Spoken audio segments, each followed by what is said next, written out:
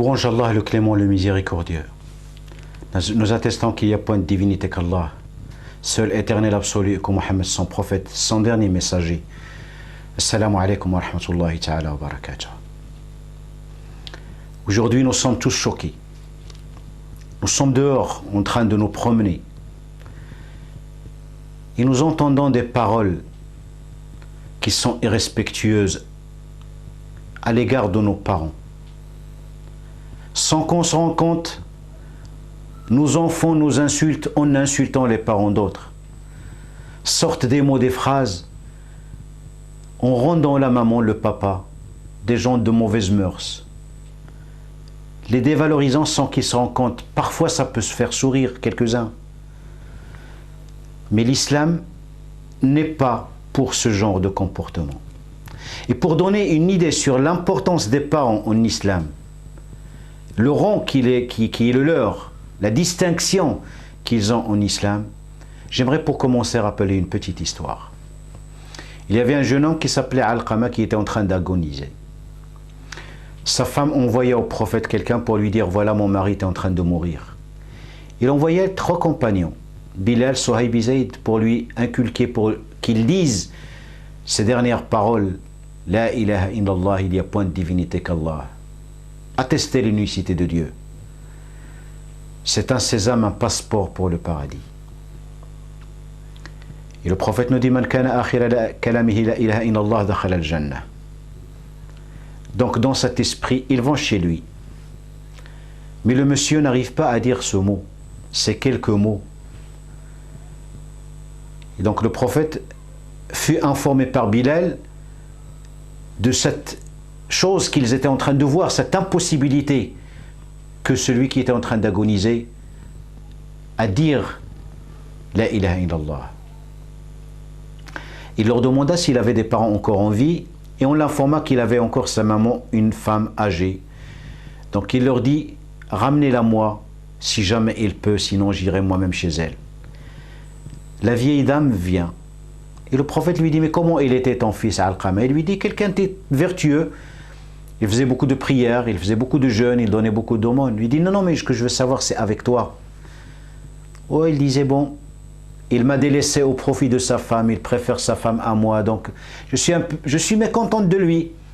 Il est un peu maudit. » Et le prophète leur dit, ce mécontentement a voilé la langue de Alqama pour qu'il ne prononce pas ce mot, la ilaha illallah.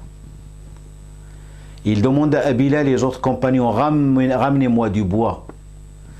Ramenez-moi du bois. Beaucoup de bois. Et la dame lui dit, mais pourquoi? On était en train de discuter d'un sujet, il lui dit, parce que je vais le brûler. Il dit, mais prophète, mais je ne pourrais pas supporter ça. C'est mon fils, mon cœur ne peut pas supporter ça. Il lui dit, sache que ton fils, sa prière, son jeûne, ses aumônes ne lui serviront à rien tant que tu es mécontente de lui. Sache que le châtiment d'Allah, parce que tu es mécontente de lui, qu'il est beaucoup plus durable et éternel. Il est plus sévère. Il lui dit, non, ya Rasulallah, je prends Allah pour témoin, ces anges et tous les musulmans qui sont ici aujourd'hui, que je lui pardonne, que je suis contente, satisfaite de lui. Alors le prophète dit à Bilal, va voir maintenant s'il arrivera à sortir ces mots. Peut-être que la femme a exprimé avec sa langue ce qu'il n'y a pas véritablement dans son cœur pour me faire plaisir quelque part. En arrivant devant le seuil de la porte, Bilal entendait le monsieur qui disait la ilaha illallah. Il annonça l'information, la nouvelle au prophète et il leur dit, voilà, le mécontentement de la mère de Alqama a voilé sa langue, a créé un voile entre sa langue et son mot la ilaha illallah, ce sésame pour le paradis. Et il se leva et dit, ô les muhajirines, une fois qu'il avait fait le lavage mortuaire et la prière mortuaire sur ce jeune homme, il lui dit, celui qui préfère sa femme à sa mère, alors qu'il sache que sa prière, ses prières sans jeûne, etc., ne lui servent à rien, et qu'il a la malédiction d'Allah et la malédiction des gens. C'est une interpellation du croyant, du musulman, pour lui dire, voilà ton sésame au paradis, entre autres l'adoration de Dieu. Il faut prendre soin de tes parents. Et ce n'est pas par hasard que Dieu, quand il parle dans le Coran des parents, la bonté, la bienveillance envers les parents vient juste directement après l'adoration de Dieu. Deuxième position, et cela ça t'ordre à une importance. Et il dit dans le Saint-Coran, et ton Seigneur a décrété, n'adorer que Dieu, et marqué de la bonté envers les pères et mères. Et si l'un d'eux, ou tous deux doivent atteindre la vieillesse auprès de toi, alors ne leur dis point ouf, même pas le ouf n'est pas autorisé. Comment aujourd'hui, je suis désolé de vous le dire, on parle des absurdités dans la rue, même pas ouf. Et ne les brusque pas, mais adresse-leur des paroles respectueuses. Et par miséricorde abaisse pour eux l'aile de l'humilité et dit, ô mon Seigneur, fais-leur tout de miséricorde, comme ils m'ont élevé tout petit. Des recommandations divines. Demande la miséricorde pour tes parents. Ne dis pas ouf, sois humble, modeste, sois respectueux.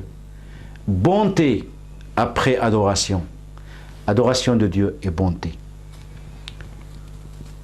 Mais pourquoi cela? Si on repassait un peu dans votre passé, dans mon passé, ta maman était bienveillante envers toi parce qu'il t'a donné tout l'amour, toute l'affection, de façon inconditionnelle, sans rien demander en contrepartie. Si aujourd'hui tu es si jeune, si fort, si robuste, si costaud, c'est parce qu'il a veillé sur toi, parce qu'il t'a soigné, parce qu'il s'est privé de sommeil pour que tu guérisses. C'est parce qu'il t'a préparé autant de plats, de petites gâteries que tu lui as demandé. Parce qu'il t'a préparé je ne sais combien de plats, combien de délices, combien de gâteries. Il t'a lavé, il t'a soigné, il a repassé tes vêtements. Il a essayé de faire en sorte que tu sois le plus beau des garçons, la plus belle des filles, devant tes copains et tes copines. En se privant parfois de s'acheter des choses pour elles. Quel serait le prix de tout cela? Quel serait le prix d'une larme qu'il a versée quand tu étais mal? Quel serait le prix d'une minute d'insomnie, de ce sommeil qui lui a manqué rien que pour toi? Quel serait le prix d'une minute de douleur, de grossesse, de contraction? Quel serait le prix pour un accouchement si douloureux? Tu n'es pas en mesure de t'en rappeler peut-être. Peut-être que tu ne veux pas. Mais Dieu connaît cela. Et ce n'est pas par hasard qu'il nous le rappelle dans le Saint-Coran. Il dit, et c'est une recommandation, Allah dit, nous avons commandé à l'homme la bienveillance envers père et mère. Sa mère l'a porté. Et comment il parle de la porter? Peine sur peine. Il nous rappelle que c'était une peine, que c'était une douleur, que c'était une souffrance. Et donc, il recommande la bienveillance, la bonté. Parce que tout simplement, tu l'as affaibli. Parce qu'il a pris trop soin de toi. Parce qu'en prenant trop soin de toi, tu as facilité, tu as accéléré son vieillissement. Tu vas me dire qu'il l'a aimé. Mais quel que soit le cas, c'était au-delà de ce que tu peux espérer. N'est-ce pas ça de la bienveillance? N'est-ce pas ça de la bienveillance? Et ton père, il était ravi que tu viennes au monde. Il a annoncé la nouvelle à je ne sais pas combien de personnes. Il a couru, sans que tu le saches, par joie. Il a veillé sur toi à un moment où tu étais vulnérable. Il t'a poponné, il t'a chouchouté, il t'a gâté, il t'a acheté, il a dépensé de son argent, de son travail, le fruit de sa sueur. Il a donné de son temps pour t'éduquer. Il t'a accompagné dans tes moments de faiblesse. Aujourd'hui que tu vois comment est le travail, la dureté de la vie, ben sache que lui, il n'avait pas peur du froid. Il n'avait pas peur de la température caniculaire. Il a cassé son sommeil à 3 h du matin, à 2 h du matin, à 4 h du matin. Il est parti vers des travaux pénibles, rien que pour essayer d'avoir de l'argent pour que tu sois autosuffisant, pour que tu sois comme tous les autres garçons, pour que tu sois heureux. Peut-être qu'il n'a pas eu la possibilité de tout acheter, peut-être parce que tu étais trop exigeant, mais en aucun cas, il n'a voulu te priver d'amour. Il n'a voulu te priver de ce que tu demandais, de ce que tu voulais. Peut-être parfois il n'a pas réussi à te donner ce que tu voulais parce qu'il n'a pas travaillé suffisamment, ou le travail n'était pas suffisamment rémunérateur, ou tes exigences étaient élevées, ou peut-être qu'il a passé un creux, un chômage dans sa vie. Mais n'exclus pas le fait qu'il a pleuré peut-être dans son sommeil, par peur de ne pas t'emmener vers le quai de sécurité, par peur que tu n'aies pas le diplôme qu'il te voulait, peut-être parce qu'il avait peur que tu ne sois pas le médecin, l'architecte, le pilote, celui dont tu rêves d'être. Mais ces larmes, il les a gardées pour lui. Il ne voulait pas te les montrer, parce qu'il ne voulait pas non plus te chagriner avec cela. Il ne voulait pas qu'il y ait du chagrin sur toi. Et il a gardé tout pour soi, par fierté pour ne pas toucher son ego. Aussi, est-ce que cela, ce n'est pas de la bienveillance? À combien peux-tu estimer sa goutte de sueur, son insomnie, sa course dans tous les magasins pour t'acheter le cadeau dont tu rêvais? N'est-ce pas la bienveillance? Dieu nous dit dans le Saint-Coran, la récompense du bien n'est que le bien. En face de la bienveillance, il doit y avoir que de la bienveillance. S'il était bienveillant, est-ce qu'il n'est pas alors temps pour toi d'être bienveillant à leur égard? Parce que premièrement, c'est un ordre divin. Deuxièmement, par pitié, par miséricorde, tu leur es redevable. Ils t'ont aimé, tu dois les aimer. Ils t'ont respecté, tu dois les respecter. Ils t'ont chouchouté, tu dois les chouchouter. Sache que si tu dois avoir une motivation pour le faire, sache qu'ils sont ta passerelle pour l'agrément divin, pour le jardin de l'Éden. Sache que peut-être tu te poses la question, mais comment pourrais-je être bienveillant? Commence par l'obéissance, commence par le respect, commence par l'amour, commence par les aider au mieux que tu peux. Parfois, ils n'ont même pas besoin de ton argent. C'est juste que tu donnes de tes nouvelles quand quoi tu vas bien. Parce qu'ils vont bien quand tu vas bien. Tu préfères passer tellement de temps avec tes potes, tu ne leur consacres pas un minimum de temps. Tu es tellement bien dans la société de consommation d'aujourd'hui, tu dis la fête de la mère, bien. Je lui accorde un jour dans l'année, ou plutôt quelques minutes dans l'année avec un cadeau minable, qui n'est rien devant tout ce qu'il t'a offert. Et la fête du papa, un an, 365 jours, et tu te permets de leur offrir un jour de ta vie. Alors je ne sais pas combien de temps tu passes sur les réseaux sociaux, devant ton net, avec les potes, dans les matchs, dans le foot, dans je ne sais pas compétition. Sache que c'est une obligation, ils ont des droits sur toi. J'ai récité au début de cette intervention, cette obligation. Ne leur dis même pas ouf. Des paroles respectueuses, humbles, couvrées avec tes ailes de miséricorde. Implore Allah. T'es dans l'obligation d'être bon à leur égard. L'allaitement à la grossesse, c'est des choses que tu ne peux pas comprendre. Mais la personne pieuse, la personne qui a de la foi, la personne qui médite bien sur cela, va comprendre le sens de ces versets dans lesquels Allah, encore une fois, recommande et insiste. Il dit, et nous avons enjoint à l'homme de la bonté envers père et mère.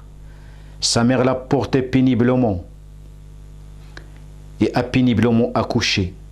Et sa gestation et sevrage durant 30 mois.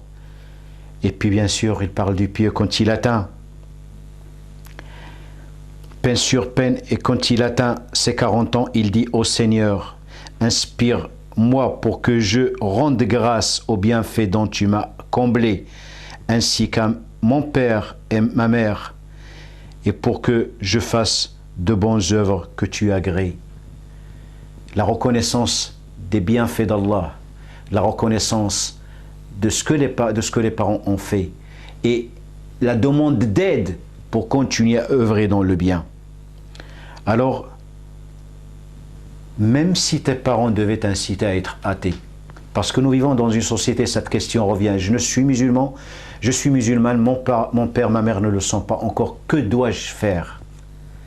Alors l'islam est clair, tu dois les considérer comme tes amis, même s'ils devaient t'inciter à quitter cette religion qui est la tienne aujourd'hui, l'islam. C'est pas moi qui le dis, c'est Allah qui le dit dans le Saint-Coran, puisqu'il dit « Et si tous deux te forcent à m'associer, ce dont tu n'as aucune connaissance, alors ne leur obéis pas, mais reste avec eux ici-bas de façon convenable. » Reste dans la durée, toujours des amis, pas de rupture de lien. À ce sujet-là, une fois, Asma, la fille d'Abou Bakr, il vient chez le prophète sallallahu alayhi wa sallam. Sa mère vient de lui rendre visite, qu'il n'était pas encore musulmane, il n'était pas encore croyant. Il lui dit « Ô messager de Dieu, ma mère vient me voir, qu'est-ce que je dois faire ?» Il lui dit « Va chez elle, reste en contact avec elle. » C'est une obligation, c'est un ordre. On n'a pas à rompre les liens avec ses parents, même s'ils devaient nous inciter à trouver d'autres divinités à part Allah subhanahu wa ta'ala, à adorer autre chose. Donc les parents, même s'ils ne sont pas musulmans, même s'ils sont athées mécréants, on n'a pas le droit de rompre les liens avec eux. Ces ordres divins sont aussi confirmés par des ordres prophétiques, par des paroles prophétiques. Et je tiens juste tout simplement à rappeler que le prophète a dit, dans un hadith raconté par Tirmidhi, le prophète a dit, celui qui a le bienfait d'avoir un père et une mère, c'est-à-dire celui qui a la chance encore d'avoir un père ou mère, ou encore les deux, et qui sont en vie, et qu'ils ne rentrent pas au paradis, en les servant, en étant à leur service, en s'occupant d'eux, alors qu'ils soient écartés d'Allah et de sa miséricorde. C'est-à-dire il faut véritablement être malheureux de louper le paradis et la miséricorde de Dieu en laissant tout simplement les parents de côté.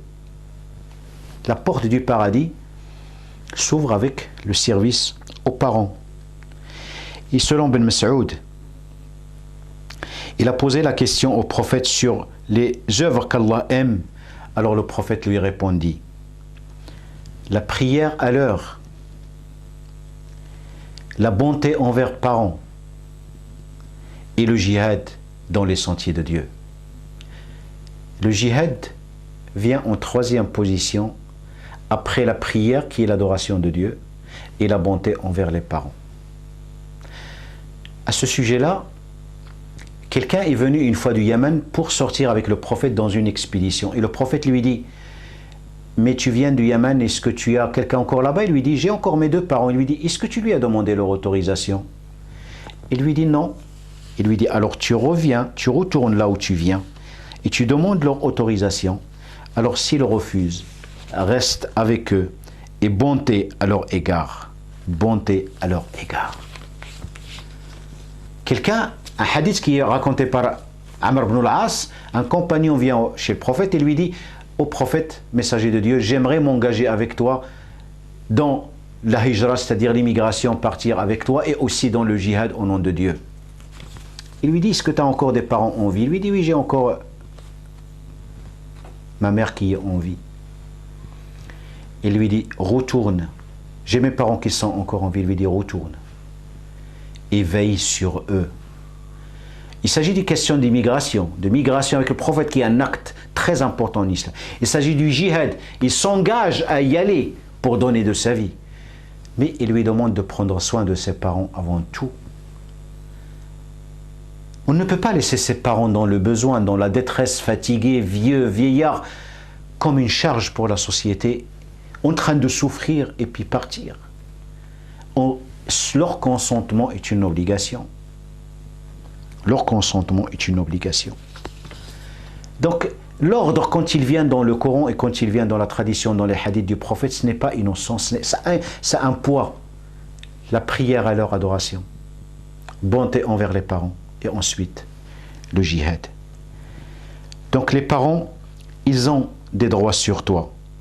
Tu dois les remercier. Tu dois leur tendre la main. Tu dois te montrer respectueux. Tu dois te montrer affectueux et de la considération pour eux, de l'amour pour eux, de façon aussi inconditionnelle, comme ils te l'ont donné. Ils t'ont toujours donné sans rien demander. Si aujourd'hui peut-être les temps sont durs aussi difficiles, et si tu peux, aide du mieux que tu peux, ne sois pas radin. Ils n'ont que quelques jours à vivre. Quand ils fermeront les yeux, tu n'auras que des remords. Et c'est difficile pour tout ce qu'ils ont fait d'être respectueux. Et c'est difficile d'avoir des bonnes paroles pour leur dire des phrases affectueuses. Et c'est difficile de prendre le téléphone et de leur dire « Papa, bonne nuit maman, papa, je vous aime ». C'est difficile. Et c'est difficile de leur consacrer un petit temps de ta semaine ou de ta journée. Et c'est difficile d'aller voir, peut-être qu'ils ont du mal à chauffer par vieillesse le petit plat qu'ils ont devant leurs yeux. Peut-être qu'ils ont même du mal à aller aux toilettes. Peut-être qu'ils ont un problème à la maison et ils n'osent pas te déranger. Ils veillent sur ton bonheur comme ils ont veillé quand tu étais encore petit. Parce que tu es toujours leur petit. Est-ce qu'il est difficile de prendre l'initiative d'aller fouiner voir 1, 2, 3 fois par semaine? Ce sont ton passeport pour le paradis de l'Éden. Ce sont les meilleurs compagnons que tu puisses avoir, les meilleurs amis. Tous les amis que tu as, un jour ou un autre, ils vont te laisser, mais eux, ils ne t'ont jamais abandonné. Et c'est pour ça que quelqu'un est venu voir le prophète et lui dit, quels sont les meilleurs amis que je puisse avoir? Il ne lui a pas dit ceux avec qui tu es dans le fauteuil en train de siphonner des boissons, de manger des pizzas, machin comme ça, avec qui tu traînes dans les rues, tu passes tellement d'heures, sur qui tu es avec Facebook et tu es sur Twitter, machin comme ça. Non, non. Ça n'existait pas bien sûr dans le temps, mais à l'époque aussi on s'amusait, on sortait, on courait, on faisait du sport, des courses, des balades, Non.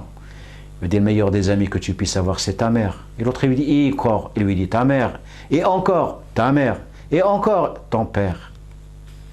Ils t'ont jamais abandonné. Ne les abandonne pas. Ils sont vulnérables aujourd'hui. Peut-être un peu plus demain. Ça serait injuste à leur égard de leur manquer de respect. Peut-être que tu es en train d'écouter ces paroles et que tu n'as pas eu le temps d'agir au bon moment. Peut-être personne ne t'avait dit ces paroles bien avant et tu te dis comment rattraper le coche aujourd'hui. Alors sache que, tout simplement, ton père et ta mère avaient des gens, des amis, une famille, une vie sociale, des gens qui les aimaient et qui mariaient bien, qui ont de la tristesse pour leur séparation. Alors renoue les liens avec tes oncles, avec ta tante, parce que Silat al-Rahim est une obligation en islam, mais ça fera plaisir à ta tante, à ton oncle. Peut-être qu'ils n'étaient pas bons. Pardonne. Leurs amis, va les voir. Fais des aumônes pour eux. Pendant tes prières, consacre-leur une invocation. Évoque Allah, demande le pardon d'Allah, demande la miséricorde d'Allah, demande le paradis pour eux, demande qu'il absout leurs péchés, demande-leur le jardin de l'Éden, donne des aumônes pour eux, fais-leur des cadeaux dans leur tombe. Parce que le prophète il a dit, quand l'être humain décède, part, ses œuvres s'arrêtent juste de 3. Et l'une des 3, c'est un enfant pieux qui fait des invocations pour ses parents. Les gens vertueux avant nous qui ont compris le sens de ces paroles divines et prophétiques et qui ont voulu aller au paradis nous ont donné. Et pour conclure, juste 2 petits exemples. Un monsieur, sa maman, la nuit lui dit, j'ai besoin de boire, j'ai soif. Fatigué, la maman. Il se lève, il va chercher à boire. Les compagnons lui disent, mais tu lui as donné à boire? Il dit, je suis revenu, il était en train de dormir. Et je suis resté debout près d'elle toute la nuit, jusqu'au petit matin, jusqu'à ce qu'elle s'est réveillée. Il dormait tellement bien. Et j'avais de la peine à casser ce sommeil dans lequel elle était parce que j'avais peur de la déranger dans son sommeil. Il était bien. Et un autre raconta une autre histoire. Il disait, chaque fois que je mangeais avec maman, avec ma mère, je n'osais jamais mettre ma main dans le plat avant la sienne parce que j'ai toujours eu peur que je mange quelque chose dans ce plat dont elle a envie. Je ne me permettais jamais de la devancer en mangeant parce que je voulais qu'elle prenne ce qu'il voulait, le meilleur. Voilà les exemples des gens pieux, vertueux, qui ont compris que les parents est un sésame, un passeport pour le paradis. Qu'Allah nous aide tous à être conciliants miséricordieux envers nos parents. Et ceux qui n'ont pas la chance d'avoir des parents musulmans, qu'ils invoquent Allah, qu'ils les rejoignent dans ce bas monde avant même d'aller dans l'au-delà, au paradis. Et soyez cléments, soyez miséricordieux. Dieu vous a ouvert cette porte de l'islam. Peut-être demain, ça sera leur tour. Mais soyez indulgents et soyez des bons amis. Soyez des bons amis. أقول قولي هذا وأستغفر الله لي ولكم. والسلام عليكم ورحمة الله تعالى وبركاته.